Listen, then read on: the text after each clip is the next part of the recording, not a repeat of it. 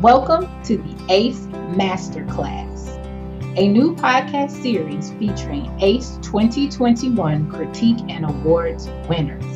This digital series will highlight an ACE member or team in a short discussion to explain their strategy, technique, and personality. We hope to use this as a tool to keep members engaged, enlightened, and excited about it. Greetings, my name is Shanae Bradley, and I serve as the Senior Communications Specialist for Fort Valley State University. I also have the privilege of serving as Director of Member Services for the ACE Board. Today, I have the opportunity to feature Amy Muise. Muise is the Program Manager for New Mexico State University's College of Agricultural, Environmental, and Consumer Sciences Innovation Media Research and Extension Learning Games Lab. In 2021, she received the Gold Award for Category 5 Writing, Script Writing for Visual Media, Zinkicide Animated Videos. Today, we will discuss how this project came to be and how she mastered her class. Lastly, we will end with a lightning round where we will get to know a little bit more about her personality. So, Amy, are you ready to master your class? I'm ready. Thanks so much for doing this, Shanae. Thank you for joining me. All right, so big word, but of course I'm going to ask you, what exactly does it mean? So what is Zinkicide and why do people need to know about it? Well, it's always fun when you get to write a script about a word that no one's ever heard of, because it means there's no preconceptions. Right. But Zinkicide is an innovative new treatment for citrus greening disease, which is a really terrible disease that has decimated the citrus industry in a lot of regions of the world. And right now, researchers and extension outreach people in Florida are really, they're really fighting to try and overcome this challenge in Florida, both by developing treatments for citrus greening, and Zinkicide is one of those new treatments, and also through education so that homeowners and citrus growers can just take the best steps they can to sort of minimize the impact that citrus greening has on their trees. Oh, wow. So when you say citrus, is this everything from oranges to lemons to limes? Is that kind of what we're talking about here, those type of trees? Yes, it is. And it's funny that you list them all, because we had a comment on YouTube yesterday that was it touched my heart. It was someone who was reminiscing about when they were a child, how they could just go up and down their street in their neighborhood in Florida and eat all of these different citrus fruits that were growing on all their neighbors' trees.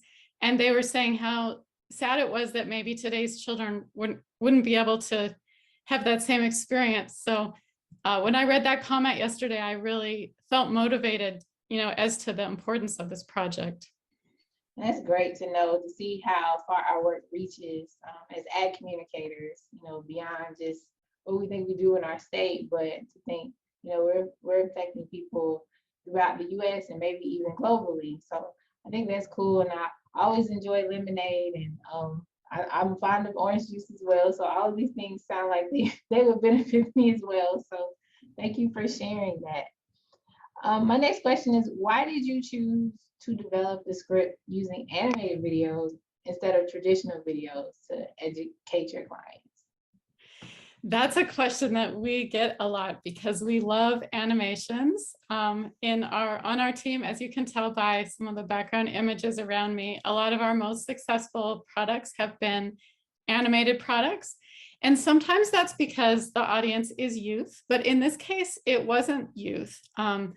But it was focused on a level of the scale of what we're trying to convey was very, very small. So Zinkicide is a nanotechnology. So it's actually using particles of zinc that are nano-sized. So they're far smaller than anything that you could ever see on a camera, even in a lab. So in order to be able to illustrate those nanoparticles and what they were doing inside the tree, we used animation so that we could zoom in really, really far and still show people conceptually what those particles were doing to combat the citrus greening disease inside the tree. And that's something we found, is that animation works really well for children, but it also works really well for highly technical subjects, because those can be challenging to capture on video as well.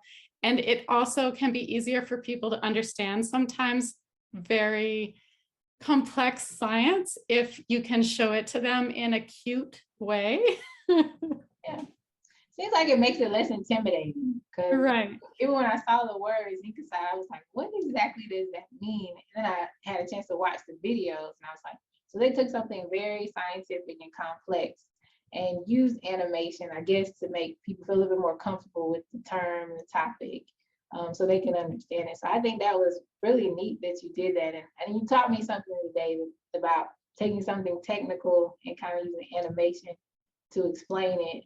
I guess so people won't feel like they have to learn something, that's really hard to comprehend, but they can learn it in a way, by the way you guys show it through animation. So that's really neat. What process did you undertake to develop your scripts? And could you share any unique techniques or ideas that were helpful for you?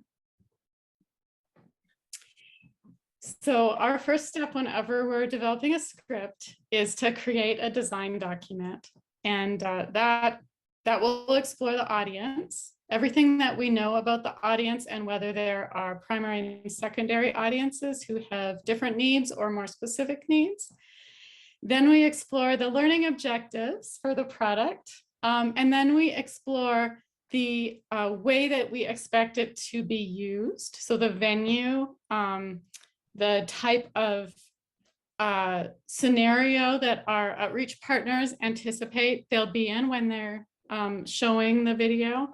For example, in this case, the extension outreach people in Florida who work with citrus, they go to a lot of sort of grower events where they're kind of in a crowded room and people are stopping by their table, and they want to be able to just show them something quick, like on an iPad.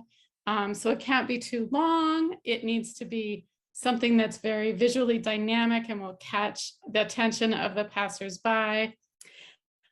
So once we kind of feel like we have that sense of the audience and the learning outcomes, then we start scripting with a sort of co-creation of visual ideas and text. And we always work our scripts in a table format so that we can put the visuals sometimes in a very rudimentary sketch on one side, and we can put the text on the other side, and the two things can evolve together. Okay. So it sounds like you do have a system in place as putting this together, because I can talk to some creative individuals and they're like, well, I kind of just winged it. and you do that on some occasions, but I thought for something like this that you actually had a system, and I'm glad that you shared like your process so others can see and learn from what you guys are doing. So well, that said, if anyone ever feels inspired, then they should wing it immediately, and then you can always do all the systematic stuff afterwards. yeah, well, that is an option now that you say that. I mean, because I think even I'm a writer, and sometimes you can have a process, but when you're in the middle of an interview, sometimes it changes, and you have to adapt. So I guess that's right. Flexibility is important to have as well. So okay. So I know you mentioned that your audience wasn't necessarily children for this, because typically with animation it may be. So who was your audience? And what steps did you take to reach them? And what do you hope that they were able to gain from your videos? Right. So our primary audience was citrus growers themselves. So okay. People who probably already understand the problem, and they understand to some degree what type of solution is likely to work, but they may not understand the actual method that's going to be used for the solution.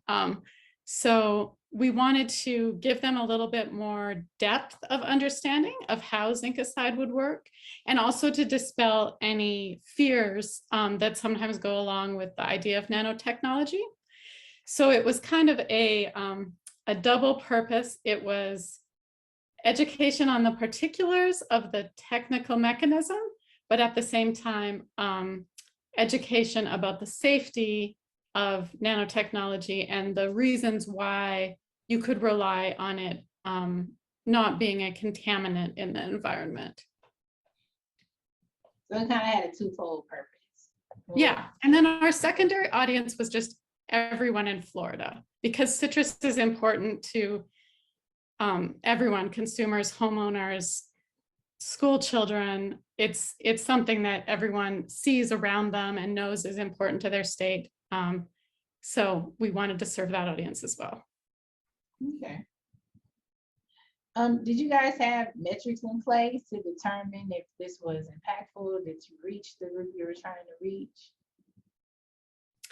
Right. So anytime that we embark on production, we always try to have that evaluation step in place.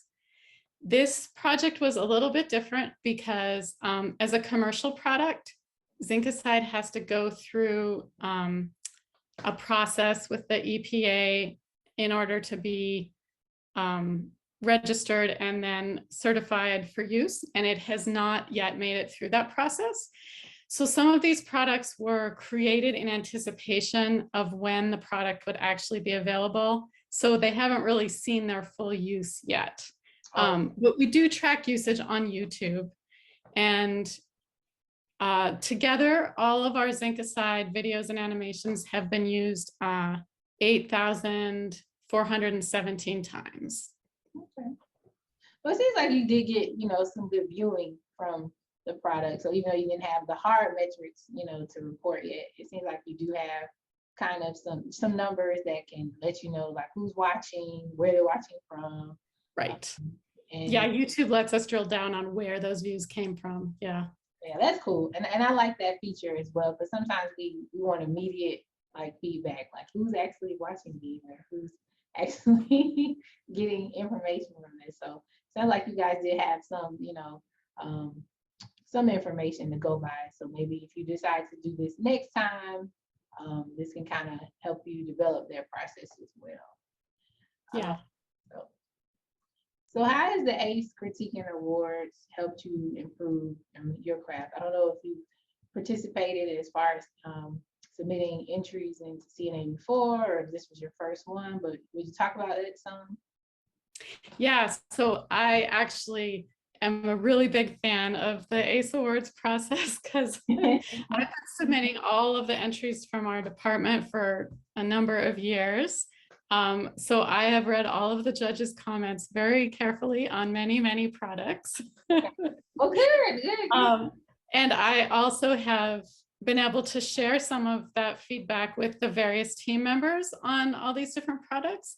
And I feel like there's a real value to the specificity of people getting commentary about specifically the thing that they worked on a product, and they see that an outside evaluator who was not in any way part of the project noticed their effort and they commented on that specifically.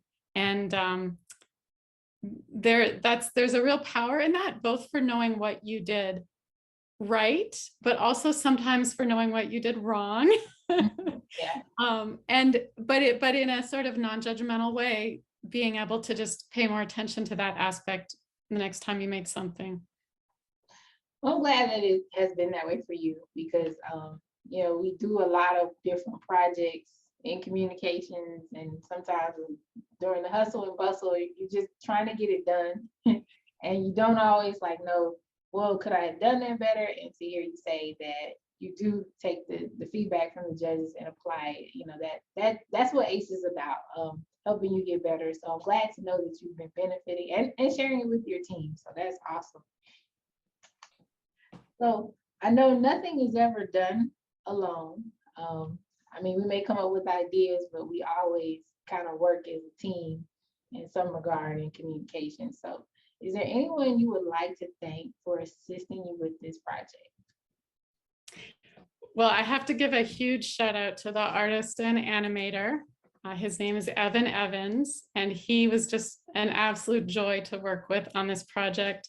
Everything he made was beautiful, but even more importantly, when we got feedback about something that needed to be changed, which often happens with technical content, and sometimes the thing that the scientists want you to change feels very small or unimportant, but to them it's really important, and it's important as agricultural communicators that we get it right. And working with Evan to adjust the art and animation to be just right was really fun. And then I also want to recognize Jeannie Gleason, my mentor, who was the co-PI on this project. She, throughout her career, has overseen many of these projects. And I think everyone who works with her would agree that she's the perfect balance of a very critical eye and a very trusting soul. So she really lets us do our work and be the best we can be without too much pressure or direction, but then she's also there to let us know when something needs to be a little different or a little better, and to nudge that product into really excelling. So I would definitely name her. And then there's a bunch of other people who help, so I won't even try to name them all. Well, it's good to have good members on your team and people that give good feedback, on your work. So it didn't go unnoticed. And congratulations on your gold award in the script writing category for visual media. So I hope that that's something you can hang on your wall and be excited about, and hopefully re-enter some more of your work in the future to show, what you guys are doing in New Mexico State. So thank you so much. Thank you so much. You're a great interviewer. You're welcome. Well, now we're going to move into the second part of our podcast, which is the lightning round. And this is fun. I try to make sure that not only do we ask the technical questions, but we ask the fun questions so people can get to know your personality. So if you do see them at a conference, they may know a little bit more about you than what they can just see at face value. So are you ready for the lightning round? I'm ready. Okay. So favorite vacation spot? That would be my family's camp on a lake in Canada. Oh, okay. You're from Canada. That's something I did not know. So, and you made it all the way to New Mexico. So that's a distance. So I'm sure going there is exciting. Since you're so far away. Yeah, and my kids live in the desert, so whenever they get to see water, they're excited. Oh, well, yeah, I probably would be too. Okay. What is your favorite TV show or movie of all time? Well, I'm going to answer that one sideways. My current favorite that I'm watching with my son is an animated series called Gravity Falls. Okay. And it is incredibly juvenile in the art and the jokes. And it's incredibly sophisticated in the storyline and the social emotional learning. So I feel like I'm doing my duty as a parent by watching something that my son likes that has gnomes vomiting rainbows and stuff like that. But it's also giving me insights into human interactions, which is impressive. Oh, that sounds like a good combo. I've never seen it, but I'm sure that it's as enlightening as you say it is. So that's something you don't see often. So, okay. What book has impacted you the most? I feel like I had an answer for this one. I read a lot of books, so I must have had an obvious answer that I've now forgotten. Is there a book that you've read more than once?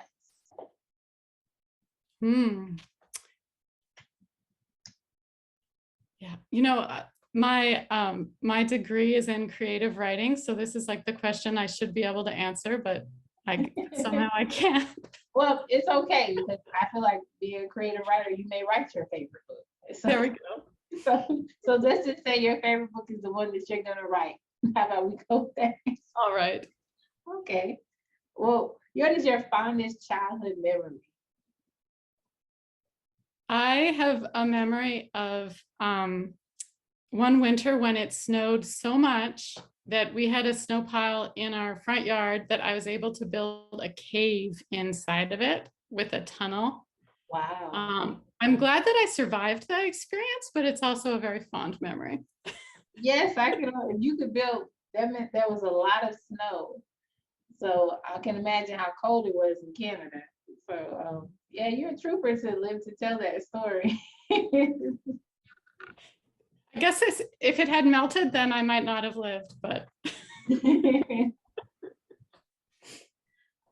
Okay, what's one thing most people don't know about you?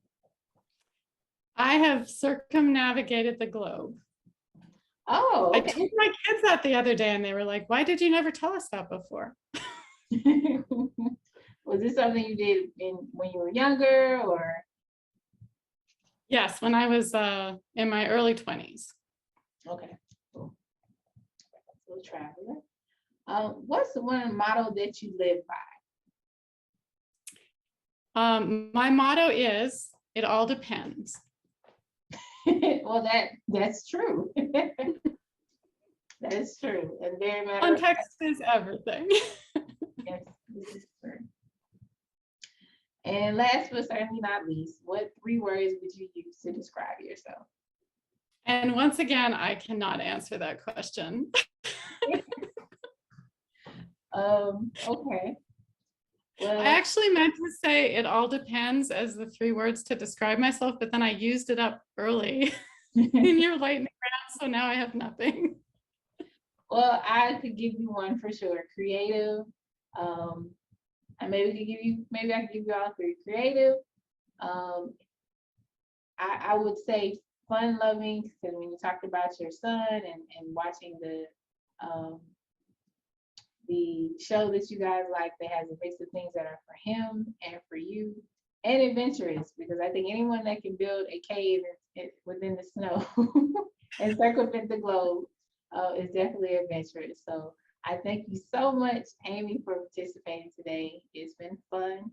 And I've enjoyed learning about your process for writing scripts for animated videos.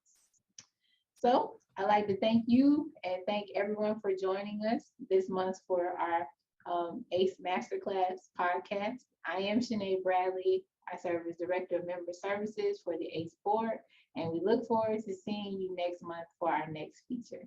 Bye-bye. Bye-bye.